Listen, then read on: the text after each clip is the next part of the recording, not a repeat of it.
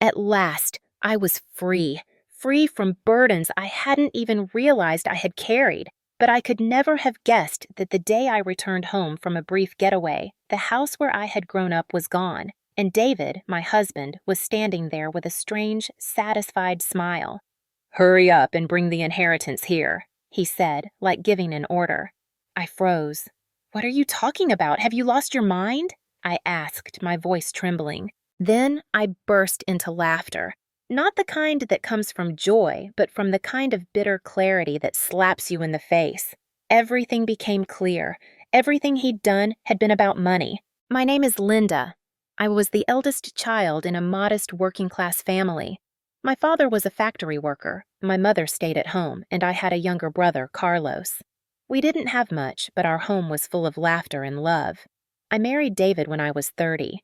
We had 2 children, Ryan and Emily. Balancing a job and raising the kids kept me so busy that before I knew it, I was already 52. Ryan and Emily had grown up, moved out, and were starting their own lives. I thought it was finally time for me to slow down and enjoy life with the man I had shared my life with. It was a simple life, but I was happy. Everything changed one winter day. My father, Miguel, passed away in a sudden car accident. He was only 68. The shock devastated my whole family, especially my mother, Rosa. She stopped eating. She barely spoke. "Mom, please, you need to eat something," I pleaded, but she just shook her head, her eyes distant. "It feels like something's stuck in my chest. I can't swallow anything." Carlos and I thought it was just grief, so we waited. But within just 3 weeks, my mother had visibly lost weight. Alarmed, I took her to the hospital. The diagnosis was like a knife to the heart. Late-stage cancer. Surgery wasn't an option. She had about a year left. I was stunned. I had just lost my father, and now I was going to lose my mother too. And I had barely had time to truly care for them. Carlos lived in another state and couldn't help much, so I decided I would take care of Mom. I sat down and talked to David. "I want Mom to live with us. I can't leave her alone." David's reaction stunned me. "We just finished your dad's funeral," he sighed. "Now I have to deal with more of your family drama?" "I'm not asking much. Just, maybe we could take her to her hospital appointments. Or I could move back to my old house and stay with her for a while." David frowned. "And who's going to cook for me? Who's going to clean and do the laundry?" I couldn't answer. I knew I couldn't do it all, but I wanted to try. Eventually, he snapped, "Fine, but I'm not helping with anything. Got it?" I swallowed my frustration and whispered, "Thank you." So I moved back to my childhood home with Mom. We had been living in a company-owned house that David's employer provided, close to his job with cheap rent. David was an only child, and since his parents hoped we'd live with them eventually, we had never planned to buy our own place. But now that we were living in my family home, we no longer had to pay rent. There was more space. From a practical standpoint, David had nothing to lose. True to his word, David didn't help with anything. But I didn't care. Being with my mother was the only thing that mattered. She looked cheerful around me, but she grew weaker by the day. I prepared her meals, gave her medicine, and stayed by her side. "I'm sorry, Linda," she would whisper. "Thank you for everything. You've helped me more than I could ever ask for." She didn't know David had protested this from the beginning. She didn't know how many harsh things he had said. To her, David had simply agreed out of kindness, and I wasn't ready to tell her otherwise. My mother, Rosa, was gentle even while battling her illness. She always tried to smile when I was around. "Linda, just having you here makes me feel so warm," she would say, but I knew the truth. When no one was watching, she would quietly lie on the couch, staring into space, one hand resting over her chest to soothe the pain. I started to realize every passing day was a gift, but also a slow goodbye. As for David, he stuck to his promise. He did absolutely nothing. No questions, no concern, not even a glass of water for her. He came home from work, ate, shut the bedroom door, and vanished into his own world. I didn't have the strength to argue. At night, while scrubbing dishes, I could hear my mother coughing violently from her room. My heart tightened. I wanted to scream, to cry, but I had to stay calm, because I was all she had. One evening, while serving dinner, I gently brought up her upcoming treatment. David, the doctor said chemotherapy might help relieve her pain. Maybe we could start next week. He glared at me. I told you, I'm not getting involved. Don't bring this depressing crap to the dinner table. I stared at my plate. The food was cold, like his heart. I didn't need him to help. I just needed him to listen. But to David, my mother was nothing but a nuisance. He grew increasingly irritated. His sighs, his muttered complaints, his silence. They poisoned the air in the house. I felt it every time I walked into a room. 3 months passed. I was physically and emotionally drained. I worked part-time, took care of Mom, did all the cleaning, and tiptoed around David's moods. There were nights I stayed up until 3 a.m. because Mom had a fever or nausea. Then I still had to get up early to buy her medicine, and not once did David ask if I was okay. One day, my mother said softly, "Maybe you should admit me to a care center for a while. I don't want you to wear yourself out." I shook my head. "No, Mom. I want to be with you. I want to be the one to care for you." Nearly a year had passed. Her condition worsened rapidly. In the late days of winter, she was admitted to the hospital. 5 days later, she passed away. I had tried to prepare myself, but when her hand went limp in mine, I broke down. I rested my forehead on the edge of her bed and cried like a child. Ryan and Emily flew home immediately. Carlos, my brother, came with his wife and kids. Everyone pitched in, except David. At the funeral, I saw him, standing in the corner, laughing and chatting with his parents. He didn't help with the preparations. He didn't even approach me once. Carlos took charge of everything. I stayed quiet, for Mom's sake, but my heart boiled. As everyone took their seats, I walked over to David. "Sit with me. You're my husband. You belong in the front with the family." David shook his head. "I'm not her child. I'm fine back here." I was stunned. Just then, his mother leaned over and said, "He's your husband, not her son. He's an outsider. You should sit in the front alone." Her words were like a slap across the face. David, the man I shared my life with, sided with the people who treated me and my mother as burdens. A few guests started whispering, "Did they get divorced? Why is he in the back?" I wanted to yell, "No, but I probably should have." Even though I was heartbroken, I kept my composure. I had to see my mother off with grace, but deep inside, something shifted. A boundary had been crossed, and David's silence that day was just the beginning of everything that would follow. After the funeral, we all returned to my old family home. I brewed tea and served it to David's parents. "Thank you both for coming, especially during such a busy time," I said, trying to be polite. David's mom sipped the tea, then chuckled. "Well, first your dad, and now your mom. These funerals are exhausting, and expensive, too. But at least it's all over now, right?" I froze. It's all over now? To them, the passing of my parents was nothing more than a financial nuisance. I forced a smile and quietly walked toward the kitchen. As I passed by the living room, I overheard David talking to his parents. "It must have been tough living with outsiders," his mom said. "Yeah, putting up with Linda's whims was a pain. A husband shouldn't have to follow his wife's demands like that," David replied. I clenched my fists. Their laughter stung like acid, but this wasn't new. His parents had always been cold, even rude. When David and I got married, his mother had said to my face, "Couldn't you have found someone prettier? I'm not expecting much from the grandkids now."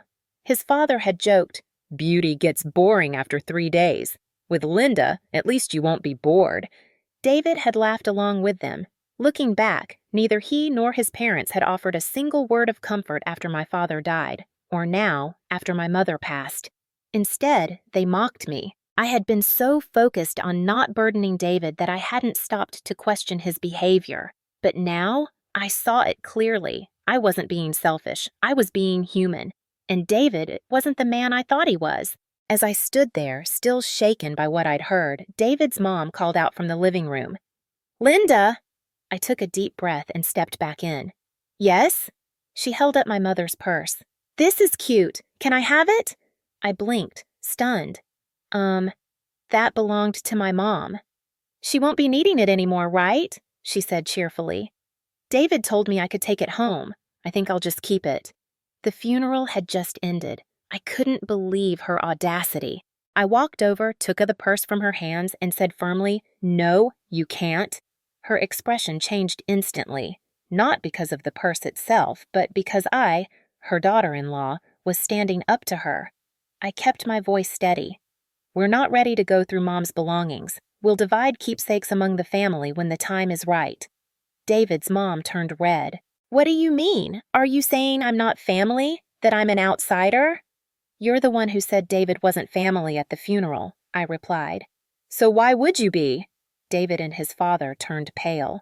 "How dare you speak to your mother-in-law like that?" David snapped. The commotion drew everyone out of the kitchen. "I can't believe I'm being called an outsider after everything we did to attend this funeral," his mother shouted. "Let's go home now." She stormed out. For some reason, David looked furious at me and followed his parents out without another word. People turned to me, confused. "Did you really call your mother-in-law an outsider?" I took a deep breath and explained what had happened.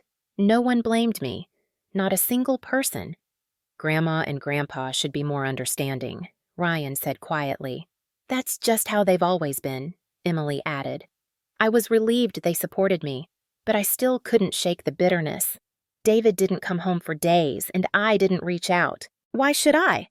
I didn't even know if I could forgive him anymore. Then, one afternoon, he returned. "Hey," he said, dropping his keys like nothing had happened. "It's been rough, huh?" Before I could respond, he handed me a packet. "Take the kids and go on a trip. Change of scenery might help." I stared at the envelope. Travel vouchers. Tears welled up in my eyes. I didn't know if this was from guilt or if the kids had suggested it, but still, a part of me was touched. I called Ryan and Emily. "Your dad gave me travel vouchers. Should we plan a trip?" "Wait, Dad did?" Emily said, shocked. "That's surprising," Ryan added. I decided to go. Maybe this was his way of saying sorry. Maybe it wasn't. But I needed the break.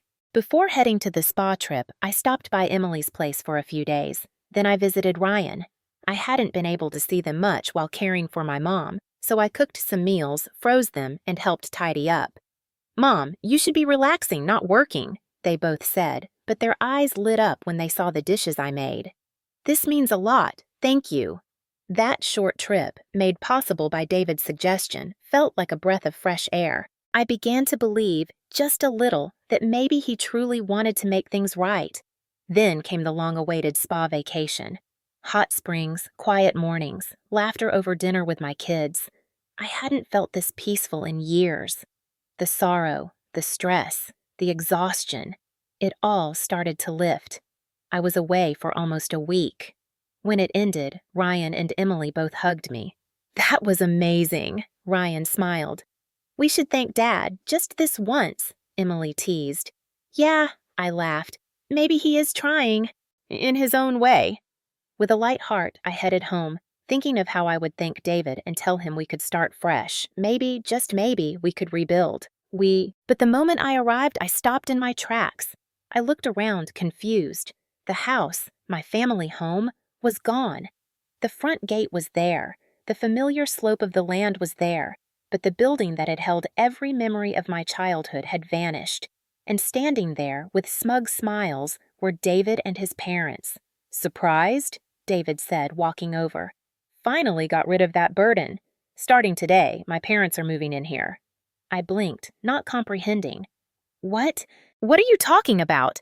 Are you out of your mind?" David's mother clapped her hands. "Whatever you inherited, it's all coming here now. This place is yours and David's, isn't it?" That was when it hit me. David demolished my family home, and he did it for the inheritance. I looked at the three of them, smiling like they'd just won the lottery, and something inside me snapped. I started laughing, not out of joy, out of disbelief. David frowned. "Why are you laughing? What's wrong with you?" His mother looked at me with disgust. "She's lost it. Must have gone crazy." I faced them, wiped a tear from my cheek, and said clearly, "You don't even know what you're talking about. I haven't inherited a single penny." Their faces twisted. "What?" David asked, voice rising. "You're joking." I shook my head. There's no money, no stocks. I gave everything to Carlos. I only kept the house, and now you've destroyed that too. David was stunned. I turned my back on them. I won't live with people like you. If you want to live together, do it without me. David's mother yelled, You helped your parents with cooking and housework. And now you won't lift a finger for us? You know our situation. You think I agreed to live with you? I snapped. You destroyed my house just to make things easier for yourselves. That's not living together. That's manipulation. I walked away as David shouted behind me, Where are you going? I didn't answer. All I knew was that I couldn't look at him another second. That night, I contacted a lawyer. Demolishing a house isn't that easy. The property had still been in my mother's name. I wanted to know who approved the demolition, who signed the documents, and how they got away with it. What I found out was worse than I imagined. David and his father had done it themselves. His father, who worked in demolition, had borrowed equipment through his company and enlisted some friends to tear down the house, all while I was away. Even the travel vouchers, they'd given them to me just to get me out of the way. When the lawyer explained the legal implications, I felt sick to my stomach. This is property destruction. You have every right to press charges. He smiled kindly. We'll start by demanding a formal apology and compensation. I nodded. It wasn't just about the money. It was about what they took from me. A few days after my lawyer sent the official notice, David called me, furious. What the hell is this letter? He shouted. Oh, you received it? I replied calmly. You destroyed my family home. You think there wouldn't be consequences? You should be thanking me, he snapped. I tore down a house nobody lived in, and now that your parents are gone, we need to move on. So bring whatever inheritance you have and come home. Thank you? I said, my voice shaking. Don't make me laugh. And what inheritance are you even talking about? I already told you, there isn't one. David went silent. He wasn't used to hearing me raise my voice. But I had reached my limit.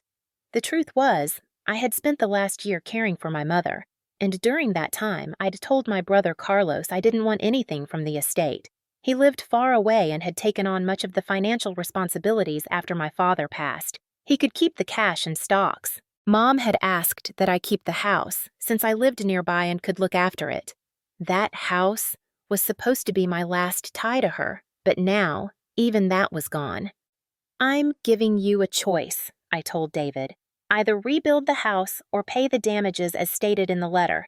If not, I'll take this to court and press charges.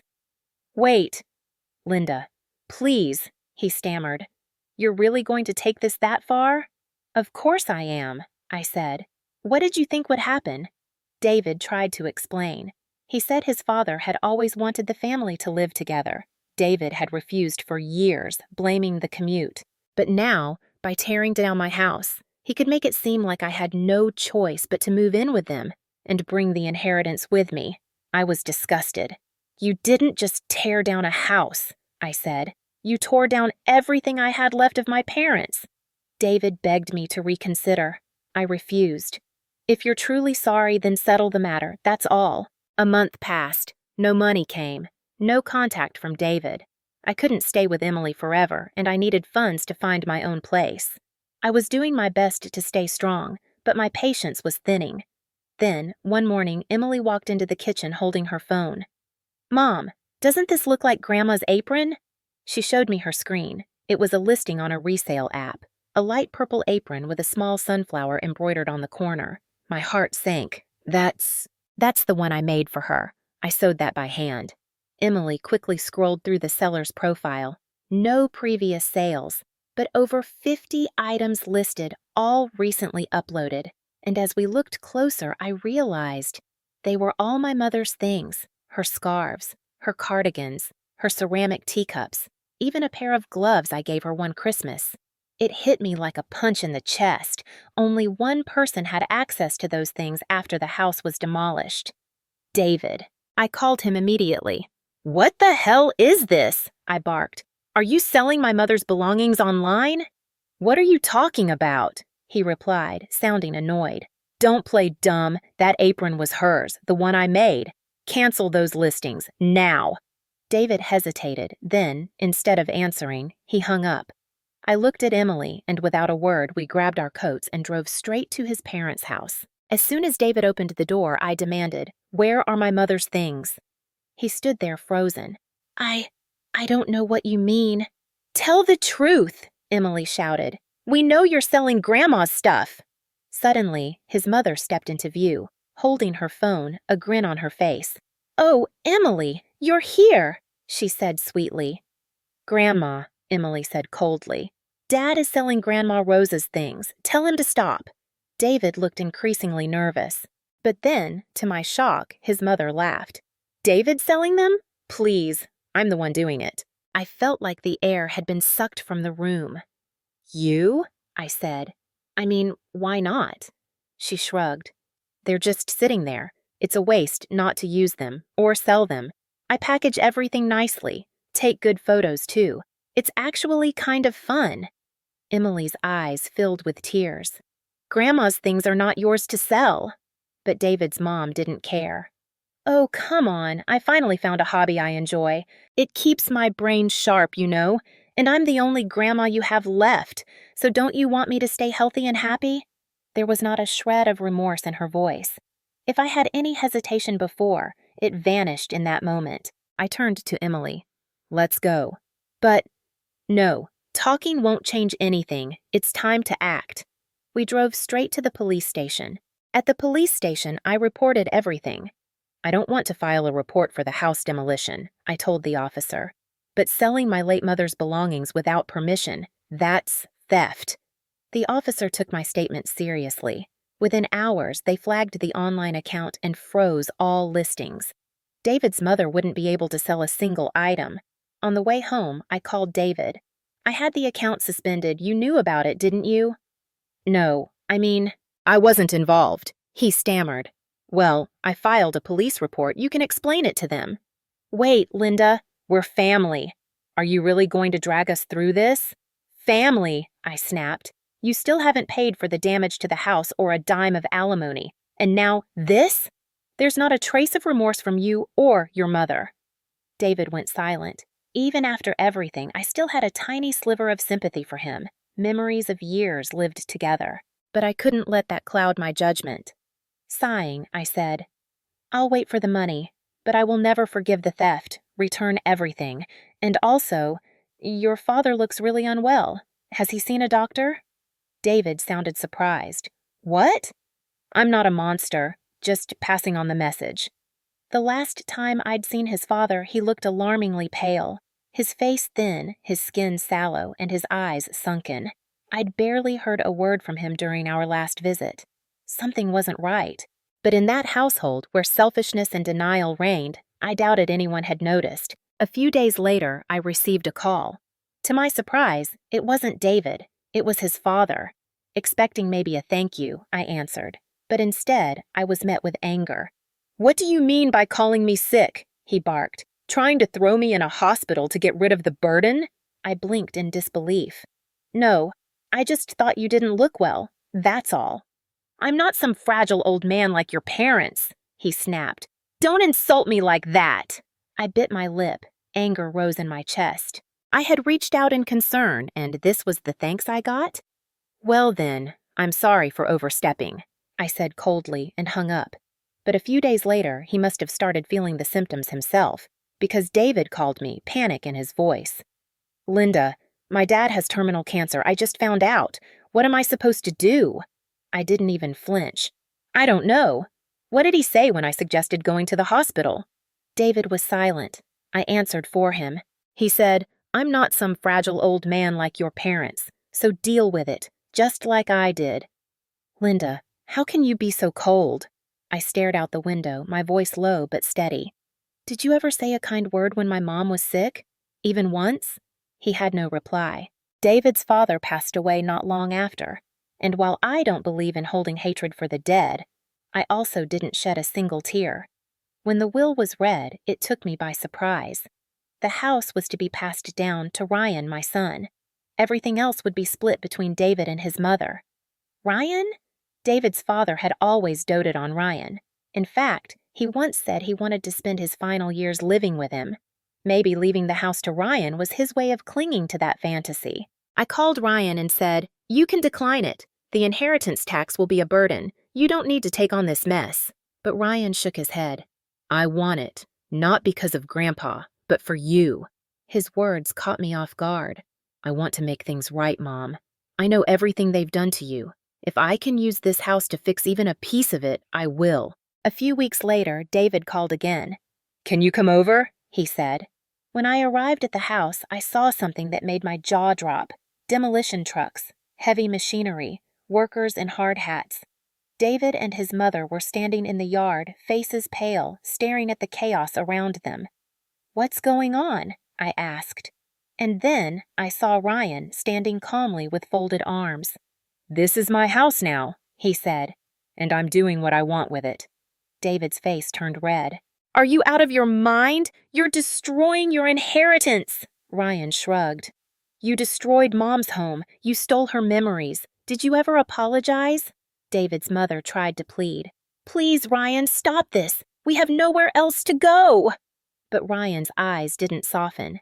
Neither did Mom. David's mother and David stood frozen in the rubble of what used to be their home. The demolition machines roared around them, tearing down the very walls they thought would protect them forever. "This is insane!" David shouted. "You can't just tear this down!" his mother screamed. "Why not?" Ryan said, his voice calm but resolute. "Grandpa gave it to me. It's mine now, and I'm using it the way I want." "This is your family's home!" David yelled, desperation creeping into his voice. Ryan stared at him. "Wasn't Mom's house family too? But you had no problem demolishing that." David's mother dropped to her knees. "We're sorry, okay? Just stop this." But Ryan didn't flinch. "You never said sorry to Mom. You never gave her back what you took. This is nothing compared to what she went through." As the final walls crumbled, I stood quietly, watching it all. And for the first time in what felt like forever, I felt free. A few days later, David finally transferred the money, compensation for the demolition, for the damage, and everything else. It wasn't an apology, but it was a formal acknowledgement. Ryan also recovered every single item his grandmother had listed online. He returned them to me carefully, wrapped in cloth, cleaned, and labeled. As I opened the boxes, I found the purple apron, the ceramic teacups, my mother's knitted shawl. I held each one like a memory brought back to life. "You still have Emily and me," Ryan said, placing his hand gently on mine. Tears streamed down my face, not from grief, but from relief. I wasn't alone. As for David and his mother, without the house, they had no choice but to return to company housing. It was ironic. Years ago, David and I had lived there as newlyweds. We had hopes and plans, but now they were back there as a consequence of their own cruelty. Susan, the wife of one of David's co-workers, called me one evening. "Linda," she said softly, "just so you know, everyone at the company knows the truth now." "I don't feel angry anymore," I told her. "I just feel released."